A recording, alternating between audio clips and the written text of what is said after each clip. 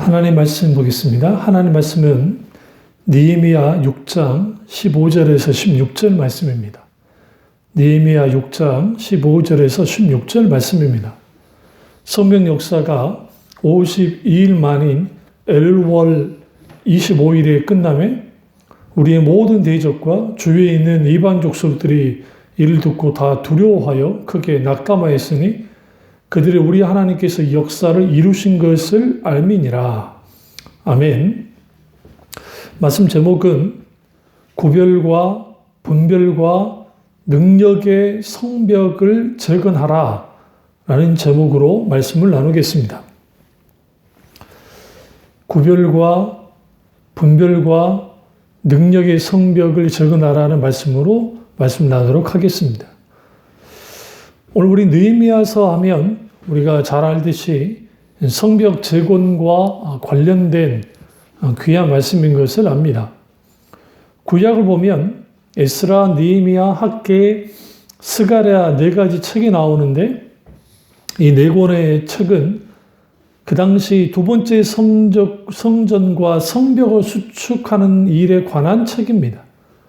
거기 보면 하나님께서 말세에 하나님의 교회를 회복시킬 놀라운 예언들을 담고 있습니다. 특별히 스가랴서는 구약 중에 재림에 관해서, 말세에 관해서, 메시아에 관해서 가장 많이 예언한 말씀입니다. 느헤미야서는 영적 전쟁의 교과서라고 할 수 있는데 무너진 성벽을 재건하는 과정에서 있었던 영적 전쟁을 적나라하게 표현하고 있습니다. 오늘날 하나님의 백성들 사이에 무너진 성벽이 있습니다. 앞서 말씀의 제목을 말씀드렸던 것처럼 구별과 분별과 능력의 성벽이 무너져 버렸습니다. 이렇게 된 이유는 뭐냐면 근본적으로 하나님의 백성이 신앙의 본질에서 떠나서 하나님을 알고 사랑하는 신앙의 본질에서 떠나서 진리에서 떠나서 세상과 다를 바 없이 그들과 짝하면서 세속화되어져 버리면 영적인 능력을 상실해 버리면 거기에서 결국은 모든 성벽이 무너져 버립니다. 오늘날 교회는 파괴된 예루살렘 성전 그리고 성벽과 같다고 할 수 있습니다. 오늘날 교회 가운데 너무나 많은 교회 속에서 하나님의 임재와 영광이 사라지고 있습니다. 모세가 출애굽에서 언급할 것처럼 하나님께서 강한 임재로 하나님의 백성에게 임하는 것은 아주 귀한 은혜였고 또 하나님 백성이 누릴 수 있는 특권 중에 특권이었습니다. 그러나 오늘날 하나님의 임재에는 더 이상 그 단어를 찾아보기 힘들 만큼 하나님의 임재를 경험하지 못합니다. 오늘 느헤미야 당시 예루살렘 성전은 이제 회복되어졌지만 다시 재건되어졌지만 성벽이 없음으로 말미암아 대적들이 마음 놓고 드나들었습니다. 그러다 보니 처참한 상황이 벌어진 겁니다. 아무리 화려한 교회가 있고 화려한 건물이 있고 그런 것이 있다 할지라도 방어할 수 있는 방어벽이 사라져버리면 교회는 어떠한 힘도 어떠한 능력도 감당할 수 없고 오히려 원수의 공격에 무참하게 깨져버리는 방어할 수 없는 그 무력한 상태에 빠진 것을 보게 되어집니다. 오늘날 교회가 이 세상과 주의에 대하여 방어벽이 많이 무너져 버렸습니다. 세상에 있는 것들이 교회 안에 그대로 들어오고 그런 속에서 하나님께서 에베소서를 보면 교회를 세우되 흠없고 티없고 거룩하고 영광스러운 교회를 세웠는데 그 영광스러운 교회는 이제는 더 이상 찾아볼 수 없고 세상의 조롱거리가 되어버리는 그런 가슴 아픈 일이 벌어지고 있습니다. 그럼에도 불구하고 하나님은 하나님의 교회를 회복시킬 것을 분명하게 말씀합니다. 분명한 것은 하나님이 회복시킬 때 그냥 회복시키는 것이 아니라 하나님의 열심으로 회복을 시키신다는 겁니다. 오늘 느헤미야를 통해서 우리는 분명하게 알 수 있습니다. 결국은 성벽 제거는 인간의 손에 의해서 되어오는 게 아니라 하나님의 손에 의해서 회복될 수 있습니다. 재건될 수 있습니다. 이 부분을 분명하게 오늘 읽었던 본문에서 느헤미야 6장 16절에서 후반절을 보시면 그들이 우리 하나님께서 이 역사를 이루신 것을 알미니라. 여기서 우리가 집중하는 것은 52일 만에 성벽이 재건되었다는 겁니다. 이거는 있을 수 없는 일이었습니다. 왜 그러냐면 여러 차례 성벽 재건에 대한 도전을 했었습니다. 이스라엘 백성들이. 그럼에도 불구하고 번번이 대적들에 의해서 그리고 내부자들, 유대인들 중에서 외부와 결탁한 세력들이 빈번히 성벽 재건을 막았습니다. 실제로 오늘 느헤미야가 이제 그 고국 소식을 듣고 늘 기도하는 사람이었으니까요. 그 소식을 듣고 그가 이제 충분히 하나님 앞에 기도하기 시작했어요. 중보기도를 하기 시작했습니다.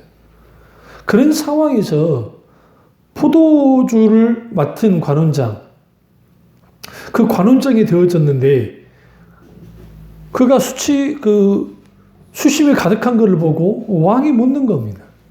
여기에서 그가 아닥사스다 왕이 내 얼굴에 왜 수심이 가득하냐라는 말을 했을 때에 아주 위험한 상황에 빠진 겁니다. 왜 그러냐면 술 맡은 관원장은 왕을 가장 가까이 있기 때문에 주로 왕이 암살될 때는 독살될 때는 주로 술이나 아니면 음식에 있습니다.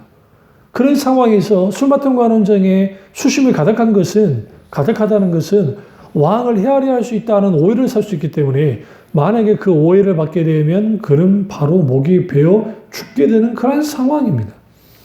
그런 상황에서 그가 느헤미야 2장 4절 보시면 왕이 되게 이르시되 그러면 내가 무엇을 바라냐 하시기로 내가 곧 하늘의 하나님께 묵도했다라는 거예요. 그래서 묵도했다는 것은 이 묵상 기도를 했다는 겁니다. 이걸 이제 화살 기도라는 표현을 쓰는데요. 그렇게 하나님께 먼저 묵고 난 다음에 왕이 만일 좋게 여기시고 종이 왕의 목전에 은혜를 얻어싸우면 나를 유다 땅 나의 조상들의 묘실에 있는 성읍에 보내어 그 성을 건축하게 하옵소서 하였는데 라고 한 거예요. 이 자리는 정사를 논하는 자리가 아닙니다. 세상 말로 하면 개인 청탁을 하는 겁니다. 근데 놀랍게도 하나님이 그를 도우셨고 그리고 실제로 이 일이 일어나는 것을 보게 되어집니다. 그리고 그가 유대의 총독으로 이제 내려와서 성벽 중수를 이제 추진합니다. 그렇게 추진해 나아가는데 문제는 뭐냐면 그 시대에 사마리아에 그 혼혈되어진 사람들 그리고 그 이방 족속들 그 사람들이 이제 특별히 그 산발랏이라고 하는 사람이 성벽을 건축한다는 소식도 크게 분노합니다. 그리고 실질적으로 그 물리적인 첫째는 군사 행동하기 전에 군대 시위를 하고 실질적으로 공격하기도 합니다.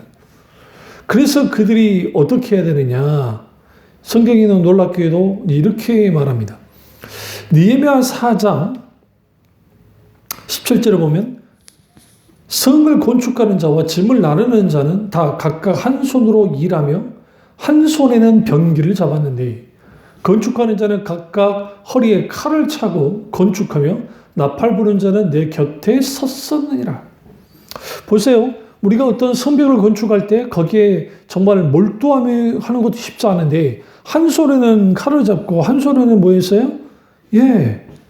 각각 짐을 나르는 그 손으로 한 손으로 일을 했다는 겁니다.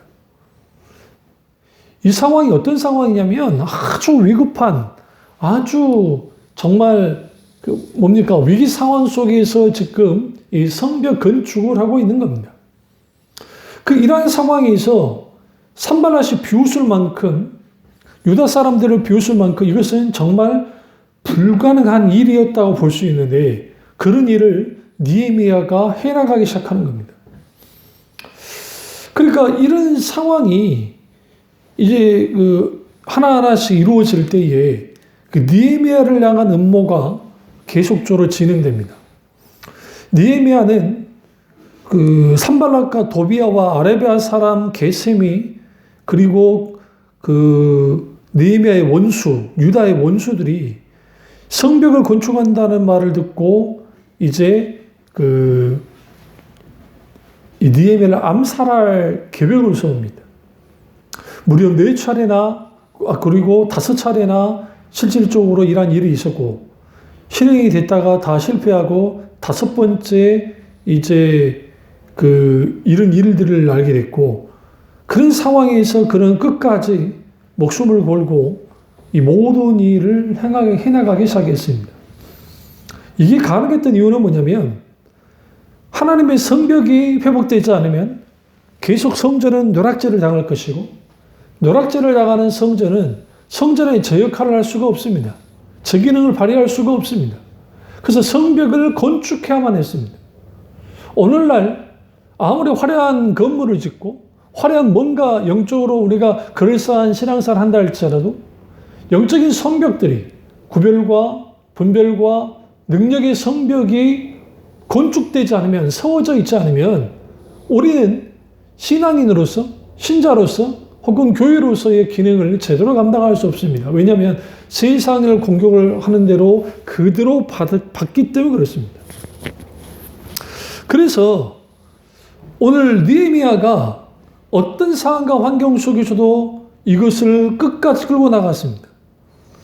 여기에 실질적인 협박부터 시작해서 실질적인 암살을 하려는 일들 그리고 또 뇌물이 오가고 수많은 방해가 계속적으로 합니다.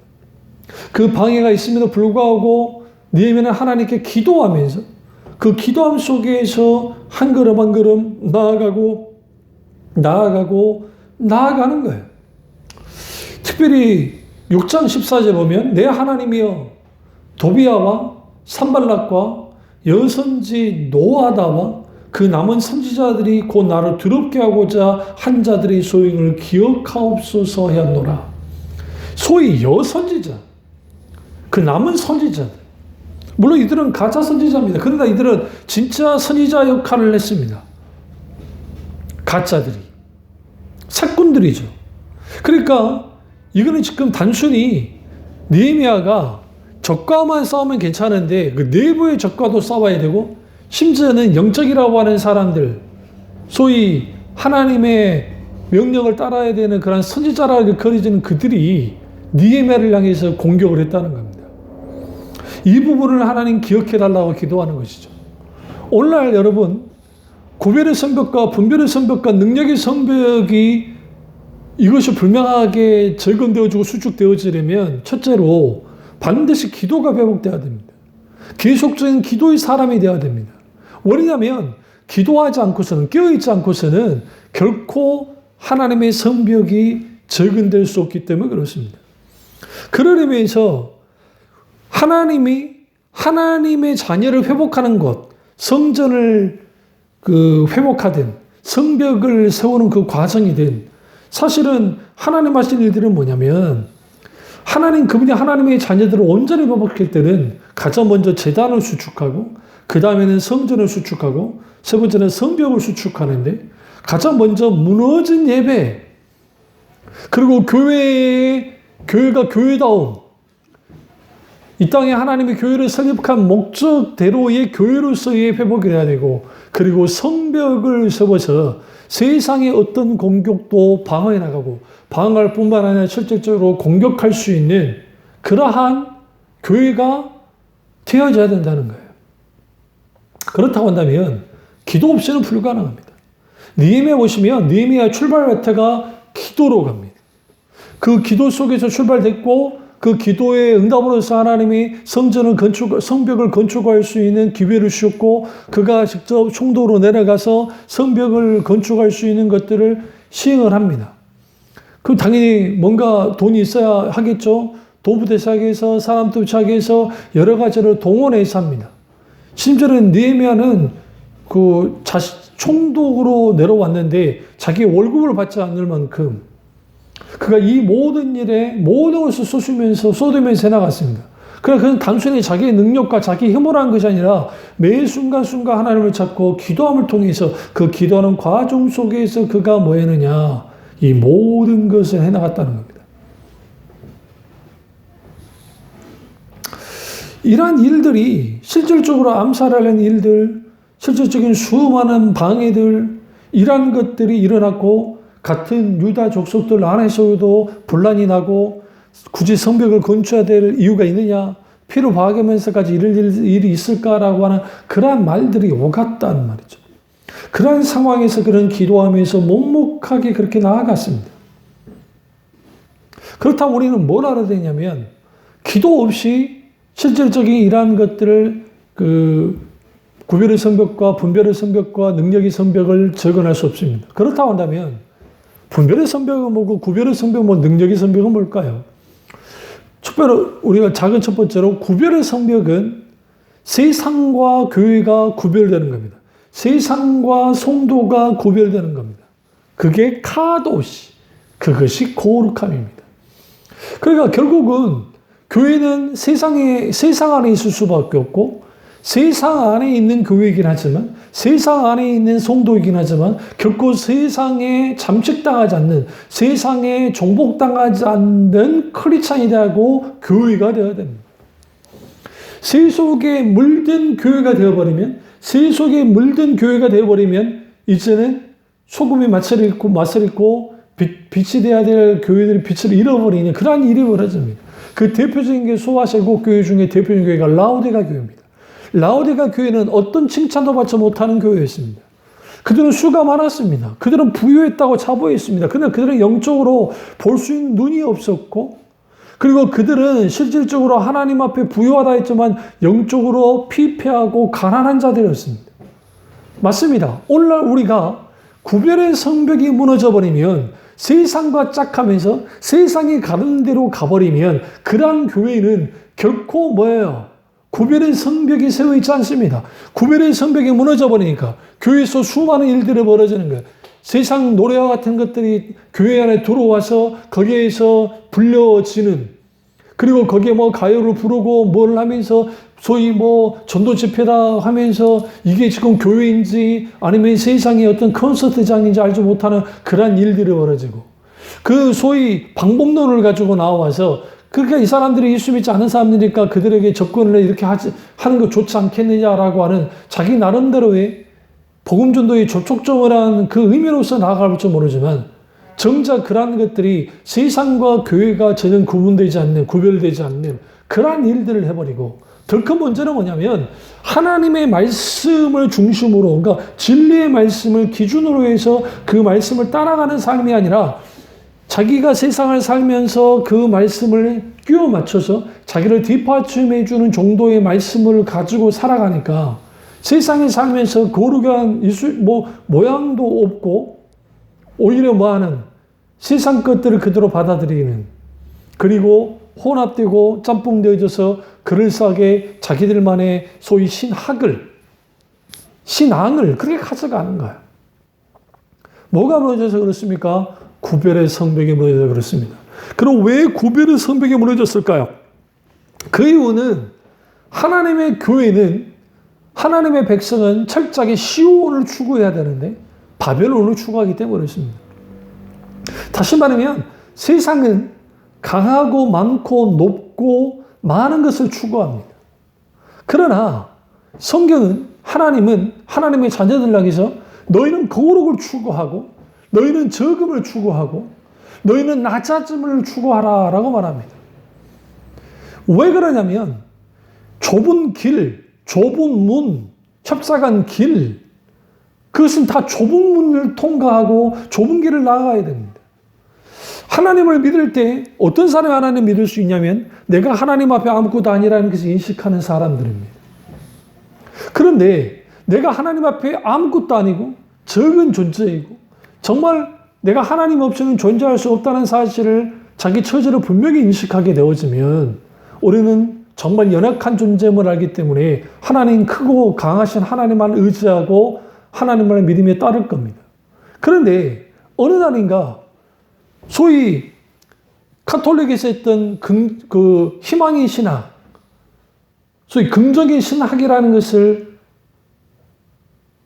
오늘날 교회들이 카톨릭의 영향도 있겠지만 그보다 더 실용주의 미국식 기독교의 영향을 받아서 실용주의적이고 그리고 적극적 사고방식과 심리학적인 그런 요소들이 들어오면서 이제는 우리가 하나님을 믿고 창조적인 DNA를 가지고 으쌰으쌰 하면서 해나가면 우리는 더 강해질 수 있고 우리는 더 많아질 수 있고 더 높아질 수 있고 우리는 더 많이 가질 수 있다고 하는 그 논리를 가지고 나왔고 대형 프랜차이즈 같은 그런 백화점 같은 큰 대형 초대형 교회들은 좀 기형적인 교회들이 등장하기 시작하고 그리고 자기들 교회만 잘 되면 된다고 생각하고 심지어는 지교회라는 명목으로 소위 기도처라는 명목으로 뻗어나아가서 지역 교회들을 죽여버리는 그러면서 내세운 논리는 우리가 니네가 잘났으면 니네가 능력 있으면 잘 할 수 있을 거 아니냐 우리가 원해서가 아니라 성도들이 원해서 이렇게 하는 것이다. 그러나 사실 그들을 들여다보면 그게 탐심이 가득하고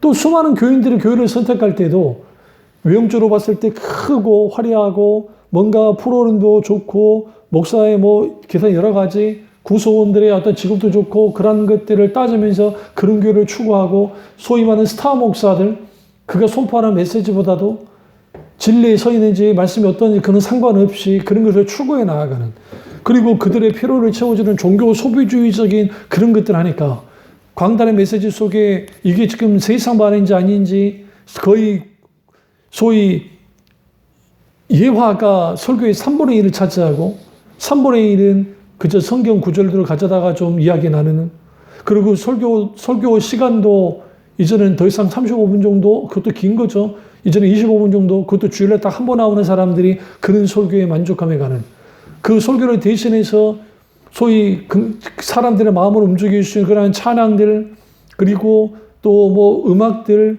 그 초대형 오케스트라 어마어마한 사람들을 동원해서 거기에 하나님의 임재를 흉내내고 물론 거기에 하나님의 역사가 있을 수 있을지 모르지만 그런 일들을 해나가고 그러니까 그 장소 속에서 하나님 아니라도 성령이 아니더라도 그 분위기 속에서 그것을 느끼게 만들어버리는 그것이 하나님의 역사라고 자부하는 그러한 일들 심지어는 오케스트라를 하는데 그 반주자들이 없으면 대학 음대에 가서 알바 모집한다고 하면서 굳이 기독교인이 아니더라도 연주할 사람 오라고 하는 그러한 웃지 못하는 이 슬픈 우픈 현실들 그러한 일들이 벌어지고 있다는 사실이에요. 왜 그럴까요?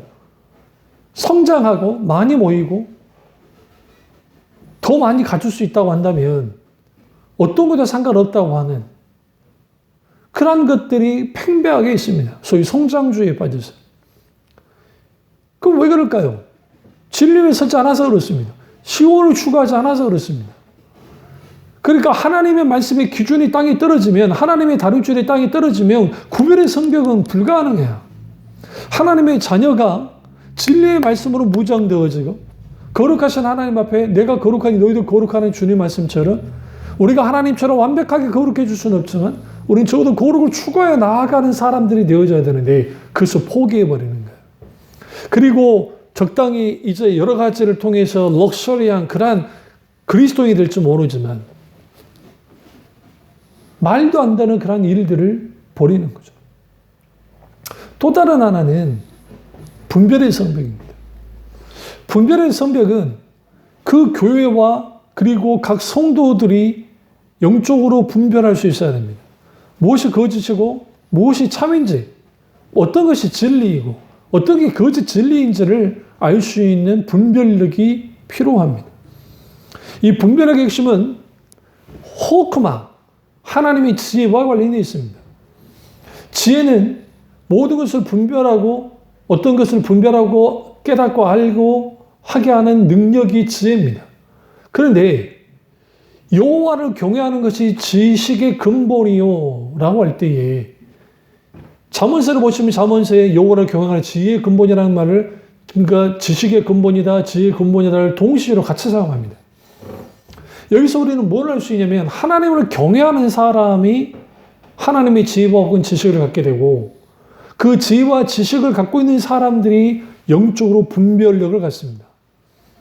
하나님을 경외하지 않고서는 불가능합니다. 어떤 여호와를 경외하는 자는 어떤 사람들이 여호와를 경외합니까? 결국은 하나님을 아는 자들은 여호와 하나님을 두려워합니다. 경외합니다. 그러니까 하나님을 아는 백성은 용명을 바라리라고 하는 그 말씀처럼 다니엘서에 우리가 하나님을 아는 백성, 하나님을 경외하는 자들은 결국은 용명한 자들이 되어지는데 중요한 것은 하나님을 경외하려면 하나님을 알고 사랑해야 하나님을 경외할 수 있습니다. 하나님을 경외한다는 것은 하나님을 두려워한다는 겁니다. 그냥 공포로서 두려워하는 것이 아니라 하나님을 향해서 경탄하면서 하나님의 사랑함 속에서 하나님을 경외하게 되어지는 겁니다. 여기서 우리는 분명히 할 게 뭐냐면 반드시 우리는 진리의 말씀의 규정에 서야 되고 하나님을 경외함으로 하나님의 지혜를 가지고 우리는 분별할 수 있어야 합니다. 교회 안에 들어와 있는 수많은 것들이 있습니다. 그 대표적인 게 소위 인권하면서 자유주의자들 속에서 들어와 있는 것들입니다. 동성애가 어떻고 그걸 죄라고 말하면 그것은 시대의 착오적인 발상이라고, 그런 소위 인종차별이나 다른 차별과 똑같을 만큼 아주 악한 것이라고 가르칩니다. 말도 안 되는 그러한 것들이 소위 목사라는 사람들 입에서 교회에서 그렇게 되는 경우가 있습니다. 왜 그렇게 될까요? 소위 말하는 세상과 짜가면서 세상의 물결에 같이 겸하면서 사람들을 기뻐하고 사람들을 소위 성경에서 하나님은 사랑의 하나님이라고 하니까 그를 왜곡시켜서 그럴싸하게 치장을 하고 그리고 소위 교회를 소위 윤리도덕적인 종교인 것처럼 만들어버리는 거예요. 여러분 아십시오. 기독교는 윤리도덕적인 종교가 아닙니다. 물론 세상보다 월등한 도덕적인 윤리도덕적인 게 교회여야 됩니다. 그것은 하나님이 우리를 도덕적인 통치를 하시기 때문에 그렇습니다. 그러나 그 하나님의 도덕적인 통치는 세상에 말하는 윤리도덕이 아닙니다. 하나님은 그분의 완전함으로 하나님의 거룩하심으로 우리를 통치합니다. 우리는 그 통치와 다스림 속에 있을 때에 우리는 죄 많은 인생이고 우리는 죄를 짓는 데 익숙한 자들이지만 우리가 하나님 앞에 동의하고 회개하고 자복해서 그 하나님의 통치 아래 들어갈 때 그 하나님의 은혜의 현재적인 통치가 우리 속에 있게 되어지면 우리는 죄와 싸우되 피르기까지 싸우기 시작하면서 하나님 그분을 추가해 나아감을 통해서 그 속에 있게 되어지는 뭐를 가져나가는가요? 하나님의 이 윤리적인 도덕적인 게 월등한 윤리적이고 도덕적인 나타나는 것. 그것이 기독교예요. 기독교는 구제하는 집단이 아닙니다. 구제는 어떻게 나타나는 것이냐? 그리스도의 사랑이 우리 속에 있고 우리가 그 사랑을 가지고 있기 때문에 그 예수 그리스도 이름으로 예수 그리스도의 사랑을 가지고 구제하는 겁니다. 기꺼이 돕는 겁니다. 분별의 성벽이 무너져 버리면 그게 목사님들이 누구나 상관없어요. 세상적인 가치관과 세상적인 기준과 세상적인 방법으로 가져 나오는 거예요. 그러니까 수단과 방법을 안 가리고 해서 교회 건축만 하면 된다고 하는, 결과만 좋으면 괜찮다고 하는 이런 잘못된 천박한 자본주의, 천박한 실용주의가 교회 안에 들어오니까 소위 말하는 교육자들을, 부교육자들을 뽑을 때에 신방 전도사들에게 한 명을 전도하면 50만 원을 더 주고 2명 전도는 100만 원 주겠다고 하는, 교인수를 늘어나게 하면은 더 월급 올려주겠다고 하는, 성과급조를 하겠다고 하는 이 말도 안 되는 세상적인 사고방식 속에 있게 되어지는 일들. 소위 초대형교가 되어 있는 인천의, 과거의 인천의 모교회는 경품을 걸어서 냉장고를 걸고 뭘 걸고 대형 딴 것도 에어컨을 걸고 사람들을 데려와서 경품 추첨을 해서 하게 하는, 그러니까 교회 다니는 사람도 다 끌고 와서 소위 전도잔치라고 그렇게 일들을 하는, 심지어는 자동차를 걸고 심지어는 아파트까지 그런 이런 교회들이 소위 복음을 세일즈하는, 전도를 세일즈하는 그런 일들을 왜 서슴없이 합니까? 분별이 무너져서 그래요. 그 분별력이 무너지니까 무엇해도 된다고 생각하는 것이죠. 이게 아주 심각한 문제인 겁니다. 바리새인들이 그랬습니다. 바리새인들이 영적인 분별력이 무너져 있는 상태니까 하나님이 그토록 원하는 것은 하나님의 인애를 하고 번제를 하나님을 알고 사랑하는 걸 원한다고 말씀했는데 똑같아요. 이스라엘 백성들처럼 그들은 의식과 형식만 잘하면 하나님이 다 기뻐하신 줄 알았어요. 그들은 안식이라는 그 날을도 중시했고요. 안식일의 주인이 하나님이심에도 불구하고 율법의 조문을 따라 나아갑니다. 자기들이 지키지 못할 것들을 남에게 짐주었던 그러한 일들을 했던 사람들이 누구예요? 바리새인들이에요. 오늘날 우리가 분별을 잃어버리면 어떤 세상적인 것들 많습니다. 뉴스든 예능이든 드라마든 영화든 연극이든 책이든 어떤 것이든 우리는 그 기독교 세계관을 가지고 말씀의 세계관을 가지고 정확하게 진단하고 건전한 비판의식을 가지고 분별하면서 받아들일 건 받아들이고 받아들이지 않을 것은 받아들이지 않는 일들을 해야 됩니다. 또 하나는 능력의 성벽입니다. 능력의 성벽이 어떻게 회복될 수 있느냐? 예수 그리스도의 십자가 복음이 회복되지 않느냐 우리에게 능력이 나타날 수 없습니다. 뭐냐면 예수 그리스도 그분은 하나님의 지혜와 능력이시기 때문에 그렇습니다. 복음에는 능력이 나타납니다. 십자가 복음에는 능력이 있습니다. 죄와 사망 권세를 깨뜨릴 능력이 예수 그리스도의 십자가의 복음에 있는 것처럼 오늘날 우리가 하나님의 능력을 회복하려면 단순히 기도 많이 해서 은사 많이 받는다고 능력 받는 것이냐? 그렇지 않습니다. 그는 은사로서 나타나는 거예요. 은사도 마찬가지입니다. 은사도 철저하게 예수 그리스도의 십자가의 은혜를 바탕으로 모든 은사가 돼야 되고 결국은 성령의 모든 역사는 예수 그리스도의 십자가에 맞춰질 겁니다. 쳐야 됩니다. 예수 그리스도를 드러내야 되고 예수 그리스도 그분의 영광을 드려야 됩니다. 그러면 그 능력의 성벽이 회복되려면 반드시 우리에게 필요한 게 뭐냐면 반드시 예수 그리스도의 십자가의 복음의 능력을 우리는 맛봐야 되고 십자가의 능력을 의지해야 되고 우리는 그리스도의 십자가 앞에 매일매일 나아가서 나를 쳐서 자아라 복종시키고 그리스도와 함께 십자가에 못 박히 정과 욕심을 못 박힐 뿐만 아니라 철저하게 회개하고 돌이키고 하나님 앞에 온전하게 나아가야 돼요. 그 놀라운 십자가 복음의 능력이 우리 속에 회복되어질 때 우리에게 능력의 성벽이 적용되어지고 그 능력의 성벽을 어떻게 하느냐 원수의 공격을 틀어막을 뿐만 아니라 원수를 직접적으로 공격하는 일을 감당하게 한다는 거예요. 그래서 우리는 구별과 분별과 능력의 성벽을 적용하려면 큰 첫 번째가 기도가 있어야 있고 그리고 크게 두 번째는 뭐냐면 반드시 예배가 회복되어야 됩니다. 여러분 우리가 예배 회복 없이 어떤 회복이 없습니다. 그리스도인들의 신앙의 바로미터는 그 사람이 어떻게 예배를 드리냐에 따라서 모든 게 달라집니다. 뭐냐면 우리는 예배를 단순히 의식으로만 생각하면 안 되는 게 예배 순서 속에는 아주 믿음의 선배들이 신학자들이 목사님들이 이것을 그 순서를 놨을 때 가장 귀한 의미가 있습니다. 왜 그러냐면 거기에는 천상의 예배에서 드려지는 것처럼 우리가 묵상기도로 하나님께 열고 그리고 교동문도 이건 교창이라고 생각하시면 돼요. 서로 사회 아닌 목사님과 성도들이 말씀을 주고받으면서 하나님 그분을 이름을 높이고 영광을 드리고 거기에 찬양대의 찬양들 그리고 대표기도 기도 그리고 목사님의 설교 그리고 그 속에 있는 기도 사역이든 그리고 축도 이런 이 모든 것들이 예배에서 가장 큰 핵심은 하나님 그분을 영화롭게 하는 것인데 예배가 실질적으로 예배다워지려면 성령님이 우리의 예배의 주관자가 돼야 되고 인간의 프로그램과 인간의 이런 것들은 다 늘어나야 돼요. 우리가 아무리 준비 다 했다 할지라도 성령님의 인도를 따라서 예배가 되어져야 되고 그 예배 되어짐 속에서 놀라우신 하나님의 역사가 예배 속에서 찾아오신 그 하나님을 만나고 그 말씀 앞에 우리가 두려워 떠는 자세를 가지고 그 말씀을 받아들이고 그 말씀 앞에 내 중심을 줍고 마음을 찢고 그리고 내가 하나님께 예배 드릴 때 하나님 내가 오늘 예배에 대한 기대가 나왔는데 내가 오늘 어떤 예배를 드리기 원하시는지 물어야 되고 구경만 하는 예배가 아니라 보는 예배가 아니라 하는 예배, 드리는 예배, 그 예배가 되어져야 됩니다.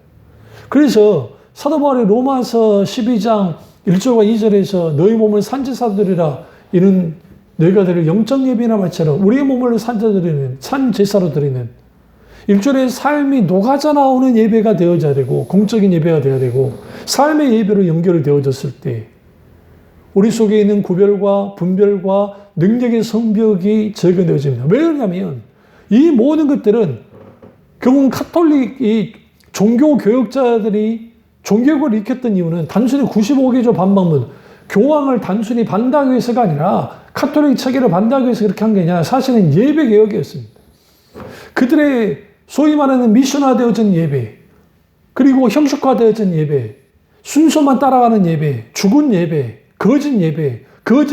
왜 그러냐면 결국은 모든 예배를 드리는 걸 보면 그들의 신앙 체계가 거기에 그대로 드러납니다.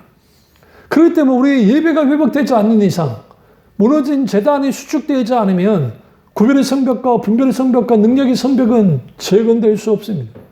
그렇기 때문에 우리는 반드시 뭐 해야 되느냐면 우리의 예배가 회복되어야 되고 분명하게 그 예배가 우리 속에서 어떻게 되어야 돼요? 하나님이 원하시는 예배, 주님이 찾으는 예배, 성령과 진리로 예배를 드리는 예배가 되어야 됩니다. 그 예배의 회복가 있을 때에 구별의 성벽과 분별의 성벽과 능력의 성벽이 회복되어집니다. 이 말씀을 들으신 분들, 이 말씀을 반복적으로 들으시면 통해서 과연 내가 이 세 가지 성벽이 어떤 상태에 있는가를 분별하시고 구별과 분별과 능력의 성벽을 재건하는 여러분 되시기를 주님으로 축원합니다. 기도하겠습니다. 사랑의 주님, 역사의 은혜의 주님, 구별과 분별과 능력의 성벽이 재건되게 하시고 이를 통해 하나님께 영광을 드리며 하나님 이름 하나를 드높일 수 있도록 은혜 베풀어 주시옵소서. 성령께 온전히 함께 역사하시기 원하고 예수님의 이름으로 기도드렸습니다. 아멘.